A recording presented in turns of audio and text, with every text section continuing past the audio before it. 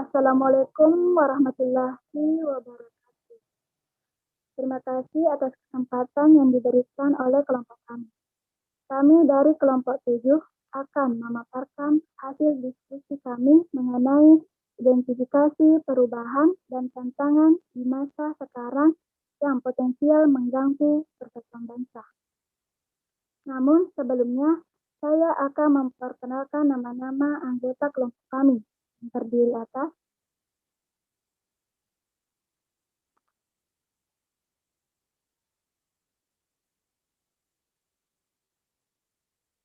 Eka Kartika Wardana,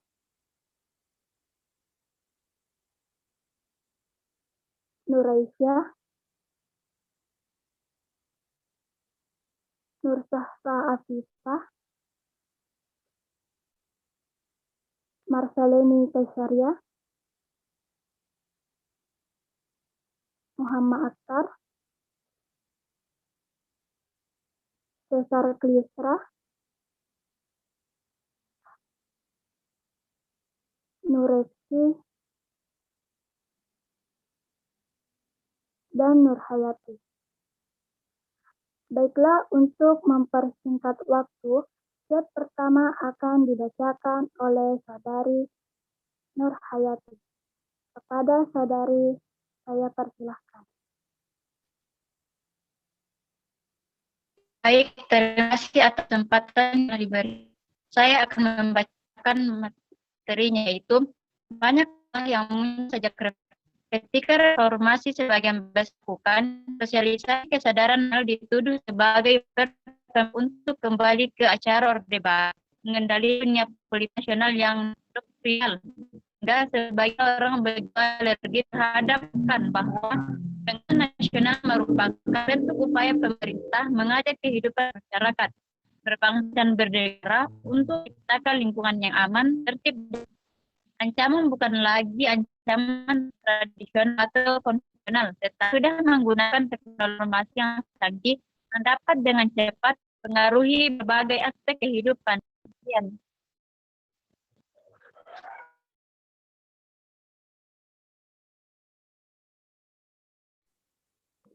Baik, itulah tadi materi yang dibacakan oleh Saudari Nurhayati. Saya ucapkan terima kasih.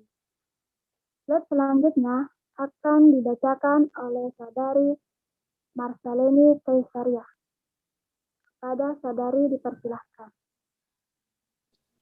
Kementerian Pertahanan dan Keamanan telah merumuskan sifat ancaman terhadap bangsa Indonesia dengan disintegrasi persatuan dan kesatuan bangsa menjadi ancaman yang perlu mendapat perhatian serius.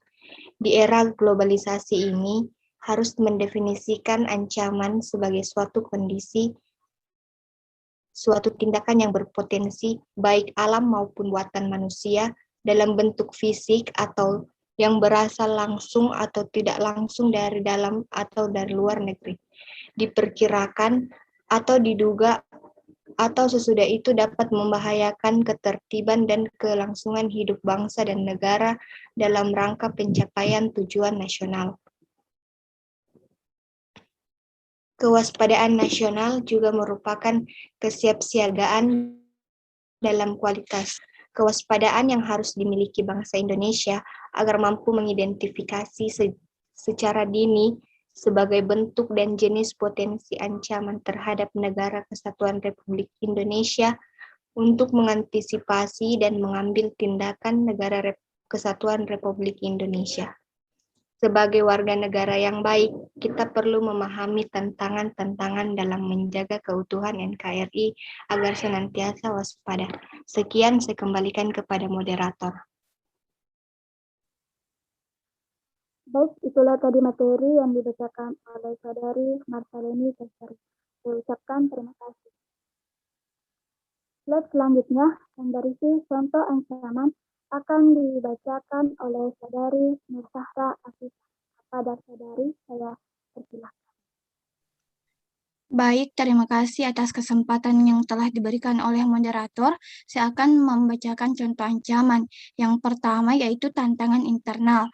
Tantangan internal adalah segala bentuk gangguan dari dalam negeri yang dapat menggoyahkan kesatuan dan persatuan NKRI. Yang kedua yaitu keanekaragaman bangsa tidak dapat dipungkiri, keberagaman dalam masyarakat bisa menjadi salah satu sumber konflik. Misalnya perselisihan yang dilatar belakangi oleh ras, suku, agama, dan lain sebagainya. Yang ketiga yaitu kesenjangan sosial dan ekonomi di masyarakat. Kesenjangan sosial yang besar menunjukkan adanya ketidakstabilan ekonomi atau pertumbuhan ekonomi yang belum dapat dinikmati secara merata oleh masyarakat Indonesia. Yang keempat yaitu separatisme.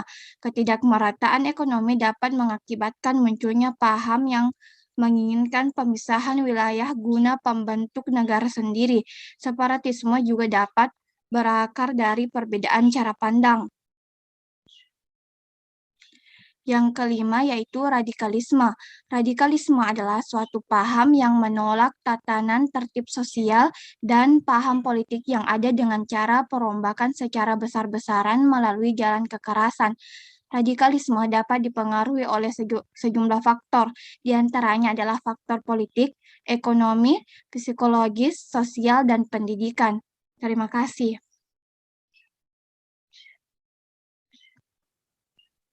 Baik, itulah tadi materi yang berisi contoh ancaman yang dibawakan oleh Saudara Mirsara Arisa. Saya ucapkan terima kasih. Selanjutnya yang berisi berbagai dampak yang ditimbulkan oleh kelompok radikal maupun teroris terhadap negara yang akan dibacakan oleh Saudara Muhammad Akhtar dan kemudian dilanjutkan oleh Nurfisya. Kepada Saudara Muhammad Akhtar, saya persilahkan. Terima kasih atas kesempatan yang diberikan oleh moderator. Berbagai dampak yang ditimbulkan oleh kelompok radikal maupun teroris terhadap negara adalah: yang pertama, dampak terhadap ideologi.